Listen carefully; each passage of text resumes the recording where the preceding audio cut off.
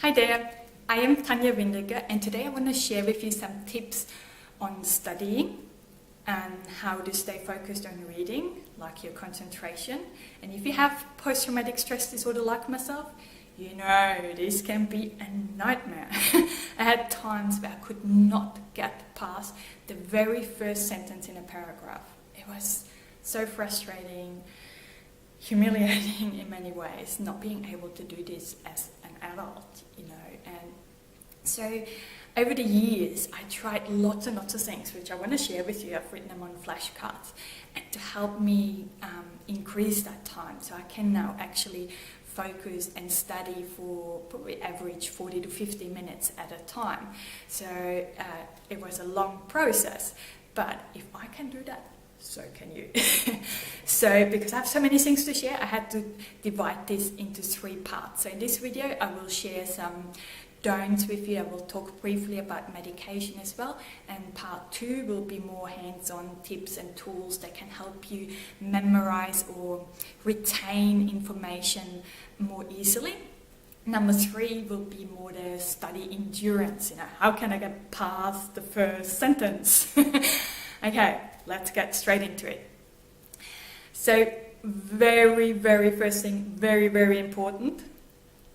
Whatever people said to you in the past, that you can't study, you can't do this or that, don't let that influence your true capabilities, your true possibilities, your dreams, your vision about the future, okay?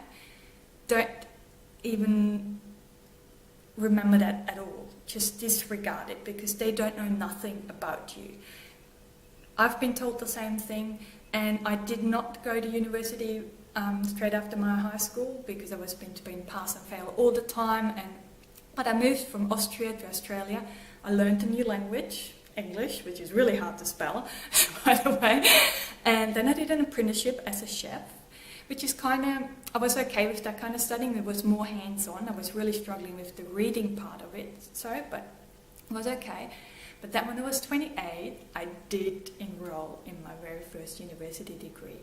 I just so had this, when I was told in my teenage year that I don't have what it takes to go to university, there was this little voice straight away in the back of my head, I will prove you wrong. So that stayed with me. But when I was 28, I finally did enroll. But then, a year in, everything collapsed. And that was actually when I was diagnosed with complex post-traumatic stress disorder. So I had to really readjust everything. So there was no study whatsoever ever happening then.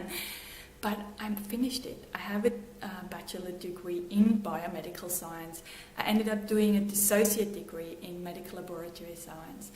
And at the moment I'm doing a PhD, so I'm writing a doctorate on immunodeficiency. And I'm not sharing that with you to brag, I'm sharing this with you to make sure you get that. It does not matter what people said to you in the past.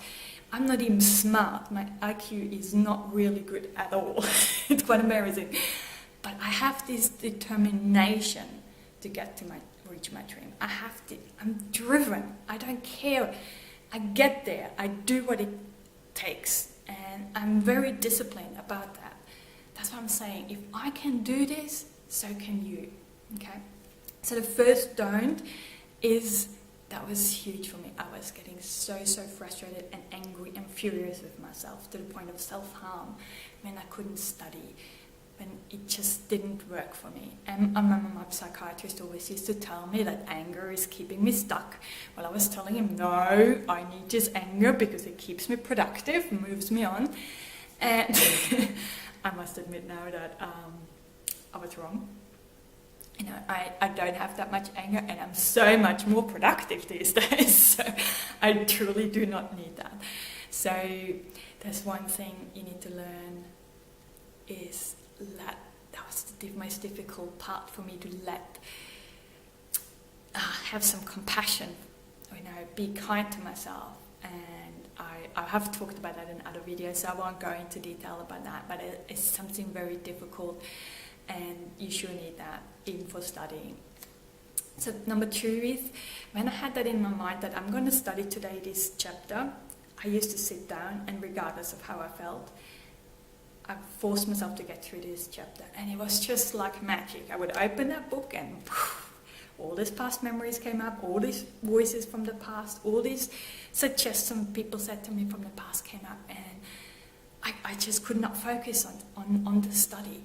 And I would force myself to stay there, but I know now while your brain is actually processing past traumatic experiences, that it's impossible for it to take in new information. But I was just struggling with being that compassion for myself. So, but once I learned and got better with saying, okay, this is really not happening right now. I need to do something different. And I will talk more about that in part 3, as in how to get out of these kind of situations. But big thing, once it happens, don't stay there. Get up and move. Number 3, don't just wait for things to change. They won't. They don't magically change and all of a sudden you can concentrate and focus again. It doesn't happen. You really have to be determined to make a change and work at it. That's the only way. And let us prove to this world that our PTSD brains can outperform normal, healthy, functioning brains. Because if I can go and do a doctorate having PTSD, so can you. No, you don't have to be interested in immunodeficiency. Maybe it's just that you want to be able to read your favorite novel or whatever. It doesn't matter. But you can, that's the thing.